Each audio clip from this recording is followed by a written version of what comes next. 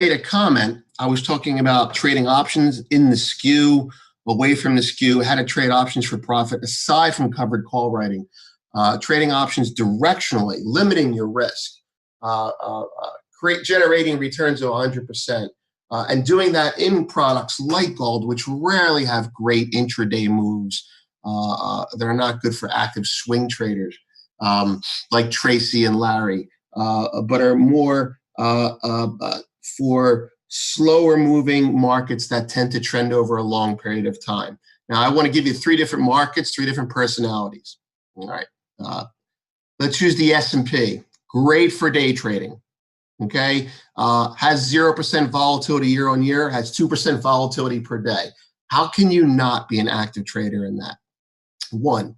2, natural gas. Not great for swing trading and really not great for trend trading. It's great for what we would model as a jump diffusion model. Nothing, nothing, nothing, bang, move. Those of you over the age of 30, remember when the bond market used to behave that way. Flatline and then gap when data came out, and that's the way it is. Natural gas is like that, but that's because of seasonality.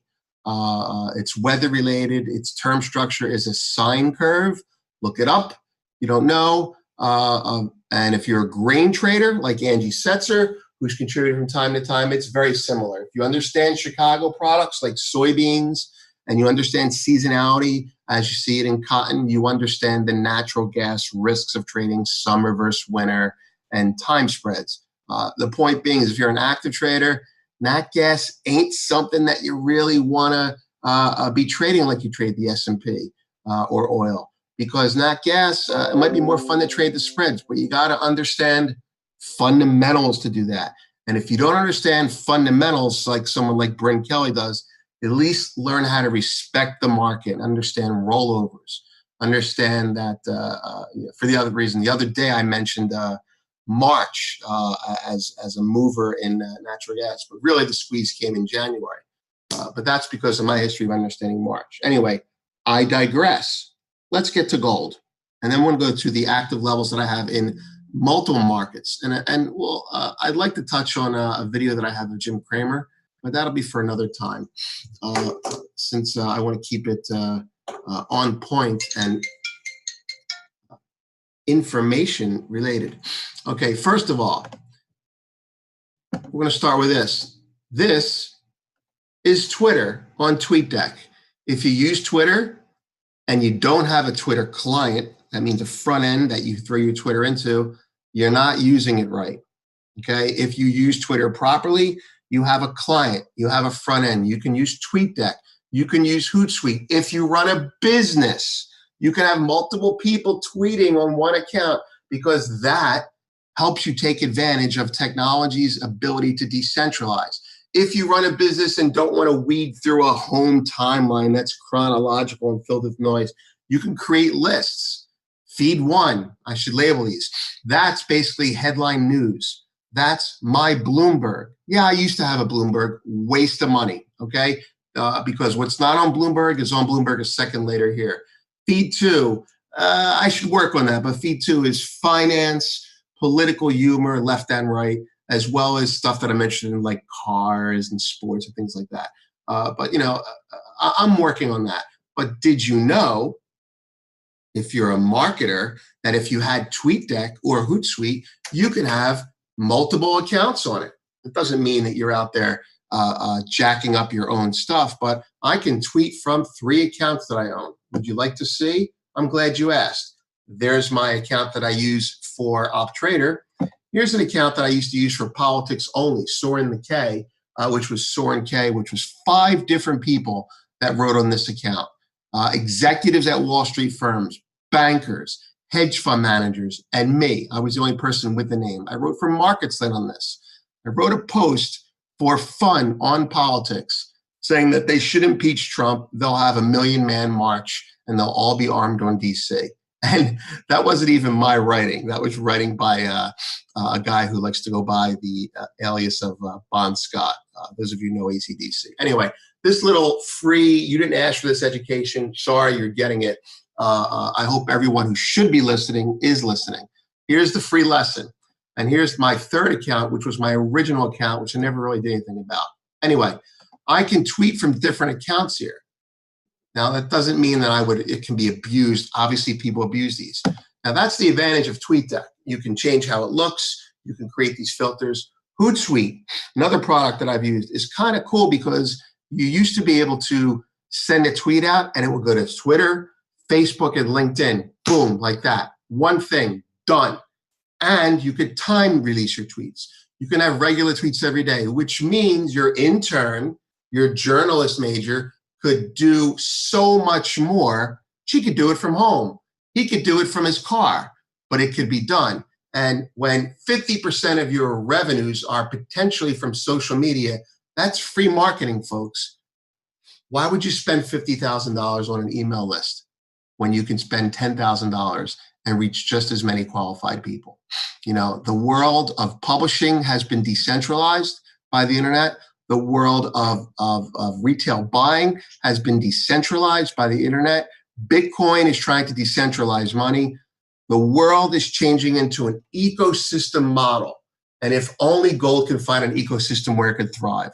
So enough on that. I seriously want you to consider, if you use Twitter, one, use Twitter with a front end client. It'll help you on your phone as well.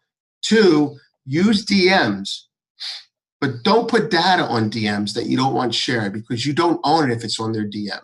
Three, don't block people if you don't like them. Mute them. You know how to mute them? If you don't, get a Twitter client. You can still see what they're doing because maybe someday you might want to respond, but you don't block them. That only alienates people. You don't want to do that. And I'm not even interested in getting 10, 20, 30,000 people. I don't care. I get information from Twitter. I'm not looking to be friended by everyone. All right. So back to the reason you're here. If I still have you, congratulations. I'm on a little bit of a marketing diatribe, but you're going to have to stick with me. I have a Bitcoin up there because Bitcoin is something that Larry wants to talk about in the morning. And I've done research on it for the past 3 days. And unfortunately, it's a waste of time. Not because it's a waste of time to do it on the AM roadmap. It's a waste of time because the damn thing isn't moving right now. But let's talk gold, okay? All right. Backtracking just a little bit for context if you're not familiar, all right? We had a 4-hour breakout. We made money on that. I talked yesterday. Review yesterday if you don't know what I'm talking about now. But we are in the middle. We are in the fourth day of, actually, technically, this is the third day. We are in the third 3-bit 4 days of, and this is spot gold, all right, of a VBS breakout, which means you buy it here. You buy it on this close. You stop yourself out here. Notice I have that red line there. I'm not long anymore. I'm flat, full disclosure. All right. And then you trail your stop higher, or you quantify, I'm going to lose from here to here. So I'm going to multiply that by 2 or whatever your ratio is that's optimized for the product. I'm out. Okay. I traded this as an active trader because rarely do you get such good active trades in gold. And rarely do I get such clean signals on my own system in gold. And we traded the crap out of it. We traded 4 times, made money on 3 of those times. But really, if we just bought gold, put our stop in and went to sleep, we could have traded once and made as much money, if not more. But that's our loss. But here we are now in the third or fourth day. The system says, if you have been long from when you were supposed to get long, you are not supposed to get out. You're supposed to let the market take you out. But as you've heard me say, and as I've been reminded, who actually said that? Paul Tudor Jones. I forget who reminded me of that, but I'll give a hat tip to that again. It was Paul Tudor Jones who said that. If you're long today from yesterday's settlement, then you've got to ask yourself, are you comfortable? Do you feel safe at this level? I don't. Now, that's not to say we can't rally. And I'll give you reasons why we can rally to 1330, and they're macro reasons, and they're valid, and they're real. But if you're an active trader, you don't have the patience for this. And we're going to talk about something that Sunil and I talked about yesterday. I want to talk about expressing a bearish position with options today. It's not something I'm doing today. I like to be really deep into the options market and have my finger on the pulse before I start doing this. But I'm going to start by saying this. Here's the alarm bells. Although the system is not a regression to the mean system, I've begun using it in that fashion with some success. And this is actually inspired in part because Larry's constantly doing the opposite of what I'm doing. And more often than not, he's making money when I'm getting stopped out. So I decided to invert the model. Now, I do not have a sell signal or a get out of your long signal. But I want to show you this. See that little oval there? Although it's really not a good one, I'll make it a little bit bigger. All right. This was part of getting long. This blue line being 50% of that red line. Now this blue line is, it's not quite 200% of the red line, but it's higher. And that says that volatility is overbought, or if you expect 20-day volatility to regress to the mean with 5-day to regress to the mean with 20-day volatility, expect sideways movement, expect consolidation, expect less volatility, or expect that 20-day number to go up. You can always regress to the mean by the red line going up, but we're not touching on that right now. We're trying to say that the red line is stable for this conversation. The next thing, typically what I've noticed on the RTM model, when this blue line again goes to 50% of the red, and there's a couple other factors, I ain't telling you. You don't pay me enough. And besides, I'll be trading a fund soon. You typically, frequently, although I haven't been able to optimize it yet, I can't get levels that I'm comfortable with. But when this line, if the market were to just say go sideways for a couple of days, you'd see this blue line come down to 50%, meaning that 5-day volatility is reducing again. And that I have noticed. I have done studies. I've actually talked to Michael more on the technical side about him doing a back test for me on this. That is his thing. Gives me the alert for a regression to the mean trade. Now, I don't have that yet, but I want to warn this. I want to warn people on this. All right, this is gold spot. April is the front month now. We're staying with spot because that's where my system works. All right. If you're not a technician and you're long on my system, VBS, you should be long above 1301 spot 87, which is 1300 spot 87 in February. And I don't even know the spread in April gold, but let's call it another $3. We'll find out in a second. That's the EFP. Believe me, I've traded a million of these things. But I express it wherever the market is. Anyway, the point is this. On this system, which is not technical, below 1302 basis spot, you should be out of longs. Below 1295 basis spot, well, 1294.60, that number's wrong. Below 1294.60, you should be short, looking for a rejection down to this area. Now, I really want to be short gold right now, but I'm backing off and I'm not putting anything on because of the FOMC meeting, and if I were to do something, I would do with options. But why don't we look at a couple reasons that I'm not bullish? When I say not bullish, that means not bullish today. Okay. All right. Here's the 4-hour, and that scale is pretty bad. So bear with me as I fix that. There we go. The 4-hour says momentum, impulsive moves higher are done for at least the next 4 to 8 hours. Does that mean we can't go higher? No, it means the risk reward's not there. And you can see that if you're a technician. This could be a bull flag, but you can see this also if you're a technician. That's, I guess they call that possibly, a shooting rainbow unicorn taco. I have no idea. But I actually do have an idea, but I'm just making light. But this says negation, and this is the thing that got me long to begin with. Right now, on the 1 hour, right, which is always interesting, the 1 hour has been so orderly on the way up, and this is actually not a signal. And the 1 hour says to me that this market has been. In fact, if you're an algo paranoid person, This reeks of algo. This is not algo. This is consolidation. This reeks of algo. And if you go towards the daily, let's go to the weekly, right? In this area, we had a consolidation. Where is that? Here it is up. No, that's not it. The daily. The daily, you may remember me. Actually, let's go to gold 1 and you'll see all my things that actually proved to be wrong. Let me hide them. Okay. This area here, right? I want to tell you, show you where I was wrong on something, but I'm happy to be wrong. This area here, I labeled in the past strong hands to weak hands. This was a Feb rollover. Who were the strong hands? Who were the weak hands? Well, we broke below the channel. My initial reaction was the weak hands were the new longs and the strong hands were the new shorts. And that may have been true. We may have continued lower, but something happened here. Maybe it was the Q. Actually, it was the QT back off rumor that came out on Monday. And boom, we went in and we're now above that channel. So I still think you have weak hands getting long right now because I'm pretty sure that guys like Gunlock were getting long here, and guys like Larry were probably getting out of shorts here because that was the op trader low.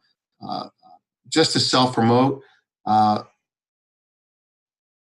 think I'm quoting Larry on Twitter. This seems like a low. Might be safe to get long here. That's what a trader says. He doesn't say buy, it's going to infinity.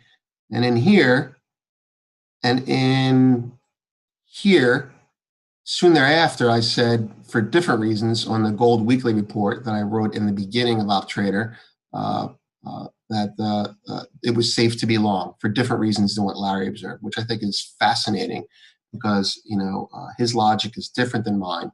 And it's nice when different disciplines agree with each other.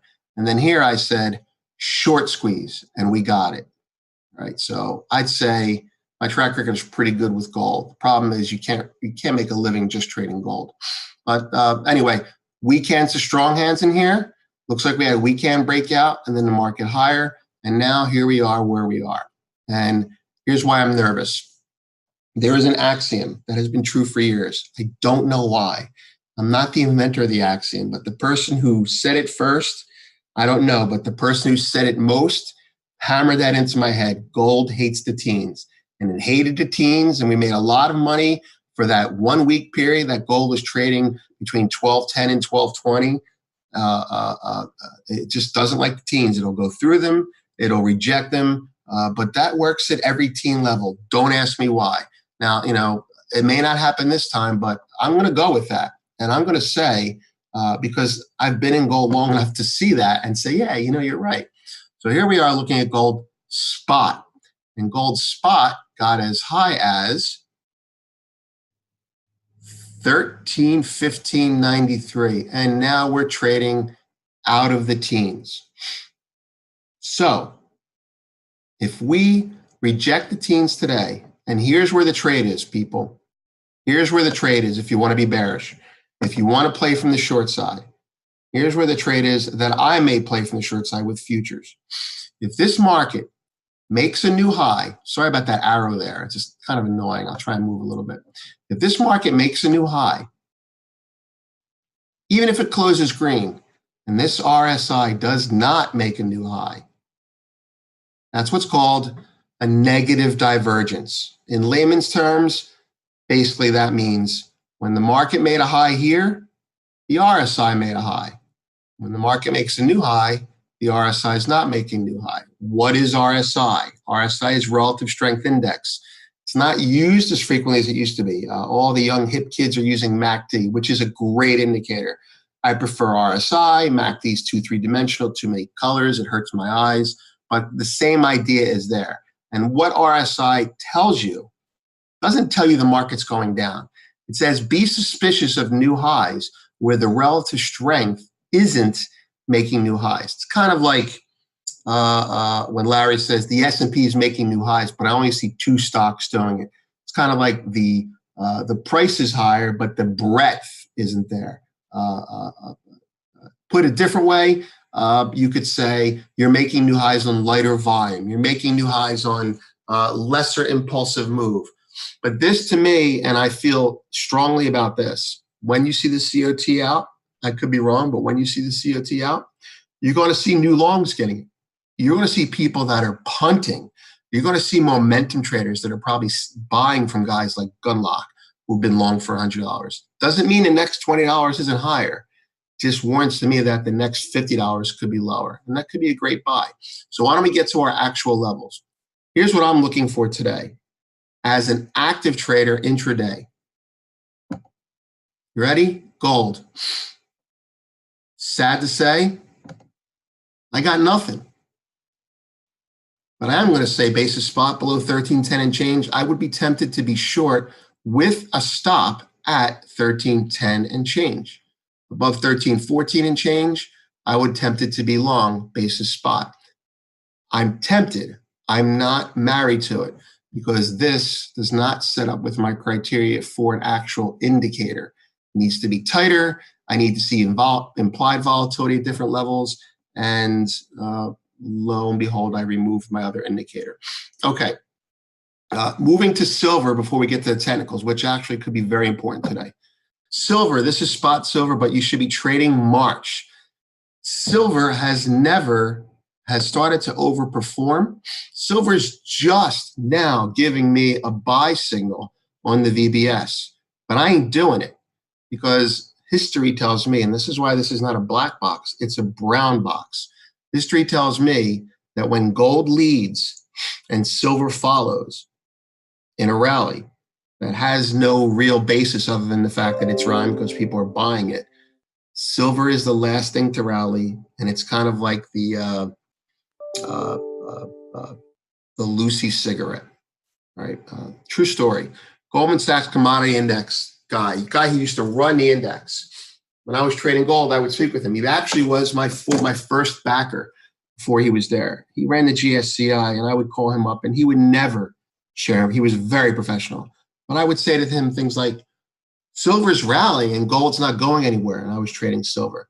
And I would say to him, Joe, not his real name. I'd say, Joe, why is silver rallying? And why is gold? I mean, gold's the more important product.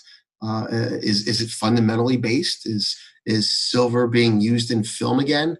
And he'd say, no. Typically, once you weed through the bigger funds, and they've invested because they have the money to invest in gold. The smaller funds at the time, Trout, if you're old enough to remember, the smaller funds would piggyback the bigger funds, but they didn't have as much money. And so they would put money into silver because on a relative value basis, which is a ridiculous reason to buy silver, silver was cheap relative to gold. And so silver would rally. And that actually was kind of like an indicator. When gold rallies $1 and silver rallies 20 cents and you've checked that there's nothing going on in the vaults, there's no short squeeze, that was usually the end, kind of like the last puff of a cigarette. So while I'm not saying silver can't continue higher, these two wicks on the daily tell me that this is not a high confidence VBS signal for me to trade. But if I were to trade basis spot, I would say you should be long yesterday, when yesterday's close, which was 1580 and change, I believe, and your stop out should be 1570, so a 10-cent stop. Not a bad trade considering we're trading around 1585 now, but not one that I want to do. All right, let's go to the technicals because I think they're I need the technicals, not because I'm a technical trader. God forbid, don't tell anyone that I ever look at technicals, but because when the VBS has done its job, sometimes I really don't know when to get out. So why don't we take a look? I'll make this a little bit bigger for everyone to see. All right, now this is basis April, which is what everyone's trading now. All right. April settles 1313 spot 40 ish. I'm not even sure. But the bottom line here is April is now the more active contract. Don't look at March. It's a waste of time. All right. So Michael writes, I'm writing this from the higher call. If we break above 1326 and back below, look for pressure to come in. So there's your first level. If you're looking as an active trader, 1326. Downside, I am writing this from the higher call. Buy against 1313 spot 40, etc. So there's your range. Above 1326 to Michael and below 1313, you have to look at that as either inflection points from a technician's point of view. You want to buy the range, sell the range. You want to buy the momentum, sell the momentum. Now, putting this in VBS terms, GC, I guess we would just say gold futures. I still think it's, we'll just put April just to be sure. I still think 1 is February, but we're going to put April up here. Now this is delayed because I'm not spending the money on this for delayed data when I know what the EFP is. Okay, so here we are in the April contract. Right, if you're trading April, you should be long, like we were a couple days ago, and you should be looking at the market and saying, I'm long with a stop at, say, 1308, which is about $8 away. I think we could go to 1330, but I think it's a coin flip, and I think it's based on what comes out of the Fed. So here's where I am. I'm looking at a new high with an RSI that's not anywhere near new high in April as well. I'm not looking at it from a system point of view, but I'm saying this. If this market closes weaker today, and I see other things, right? Things that I'm not really sure of, but I'll give you an idea. I'll give you a laundry list of things I'm looking at. How does silver behave? How does the dollar behave? If the dollar is, I mean, let's face it, the dollar is strong for the last day or two compared to, we'll go to our orange list here. No offense to people who are anti-Trump. I really have no axe to grind. But here you have the dollar being strong the last couple of days, flat to strong against the euro and the yen, and gold has kind of defied that. That should tell you something. That should tell you that there's buyers buying it. They could be buying it because of Brexit. They could be buying it for whatever reason. They could be buying it because it's shiny and yellow. But math always asserts itself in gold, especially to the downside. I think that the risk for the next 48 hours is in being long. And the FOMC is the wild card for me. If this market finishes weaker, then we have what I think technicians would call a doji type at 729, 829, I got to go. I'm looking to get short. I don't know where and I don't know when, but I do know that when I see it, selling the call spread, hat tip to Sunil would be a great idea. We are in the teens, right? If you're looking at the April contract. So let's see what April does if it resolves itself below the teens or gets through the teens.